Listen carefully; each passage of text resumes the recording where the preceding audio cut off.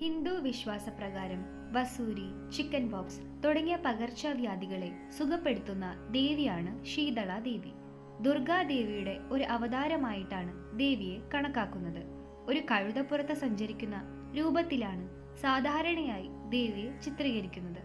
ചൂൽ, കലശം, വേപ്പ് ഇലകൾ എന്നിവയാണ് ദേവിയുടെ കൈകളിലുള്ള പ്രധാന വസ്തുക്കൾ.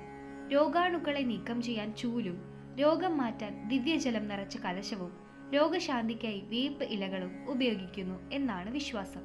ശീതള ദേവിക്ക് എപ്പോഴും തണുത്ത ഭക്ഷണം മാത്രമേ നിവേദിക്കാവൂ എന്നും ചൂടുള്ള ഭക്ഷണം നിവേദിക്കുന്നത് ദേവിക്ക് കോപമുണ്ടാക്കുന്നുവെന്നും വിശ്വസിക്കപ്പെടുന്നു.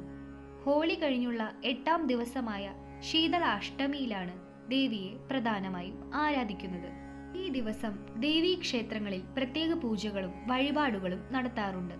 ഉത്തരേന്ത്യയിൽ വ്യാപകമായി ആരാധിക്കപ്പെടുന്ന ദേവിയാണെങ്കിലും കേരളത്തിലെ ചില സ്ഥലങ്ങളിലും ശീതള ദേവിക്ക് ആരാധനാലയങ്ങളുണ്ട്.